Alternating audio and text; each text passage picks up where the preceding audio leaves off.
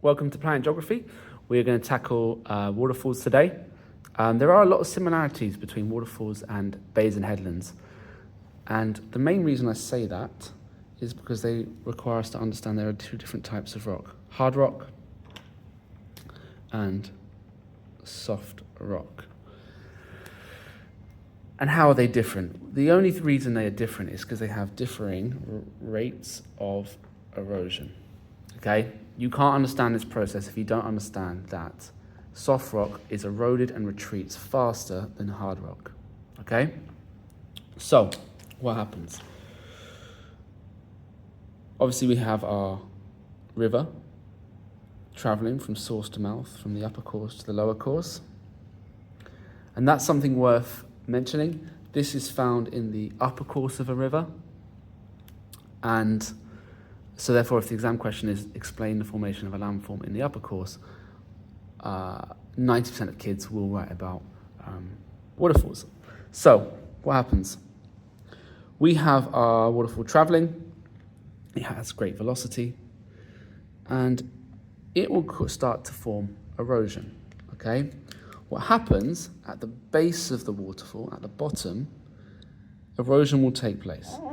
Think about all that hydraulic action that you'll be seeing as the water smashes into the base of the waterfall. There'll also be some abrasion and some attrition taking place as those rocks at the bottom are moved about. And over time, due to erosion, a plunge pool will emerge. And this will be eroded over time, okay? So we come back in 100 years and the plunge pool will be more accentuated and be larger. So as the soft rock is eroding, the hard rock is doing so, but at a much slower rate. So there is erosion of the hard rock, but it's much, much slower, okay? And so this becomes more and more pronounced. The overhang becomes more and more extreme, and there's more and more rock that is unsupported. Well, just like in a headland, when the arch collapses, why does it collapse? Unsupported hard rock collapses due to the weight of gravity. So, that hard rock will collapse into the plunge pool, and there'll be more rocks available for attrition and abrasion. This will further act as almost like sandpaper eroding away the plunge pool. And so this happens over time. The waterfall will retreat upstream and will become larger and larger and larger. And that's pretty much it. The last step to mention is a steep-sided gorge begins to emerge. I'll flash this up as an image of what that is. And it's a lovely way to finish your exam paper and grab that extra mark and saying the waterfall becomes larger over time and leaves a steep-sided gorge as it does so. And kind of that's really it, really. It is quite simple. Kids don't tend to mind waterfalls, but again, you've got to use your language. So I'll flash up what you need, but you're going to need hard rock, soft rock, rate of erosion, your 4 types of erosion: hydraulic action, abrasion, attrition, maybe even some solution, your plunge pool, and then retreats upstream, steep-sided gorge. And that is waterfalls. Okay, so let's tackle a question from the May 2020 Edexcel B paper, paper 1.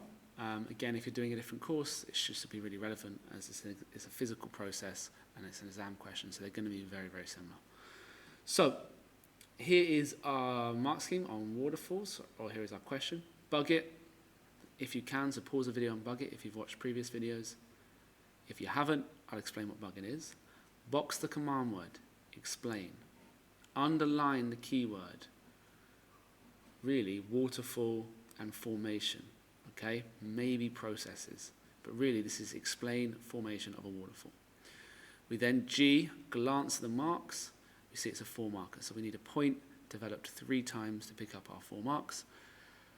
And we do bug in because it helps us to break the question down. And once we've broken it down, it's a lot more manageable. We understand what it's doing. Don't be a kid that just panics and starts writing everything they know about waterfalls, okay? So this is kind of what the mark scheme might look like for this kind of question. We see that there are different resistances. So we're talking about hard and soft rock here. Over time it's undercut and overhang emerges. Gravity causing it to fall and retreat. This is all stuff that we've just seen in our diagram. Plunge pool forms, okay? So there's lots of opportunities to use that key language and get our marks, okay? So it's a nice, simple, process-based question. So you can approach it almost like step 1, step 2, step 3, step 4.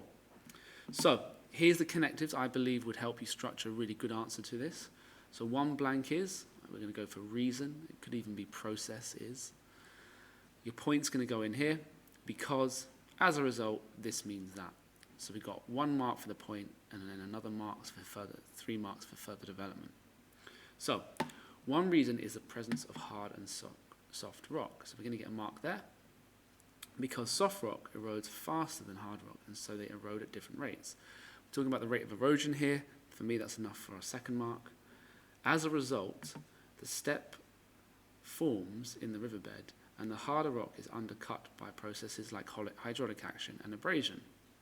So again, there I'm talking about kind of undercutting and overhang emerging due to erosion, and I've also been kind of smart enough to acknowledge the different types of erosion. As soon as the examiner sees hydraulic action, abrasion, undercut or overhang, I'm going to be awarding you the 3rd mark, okay?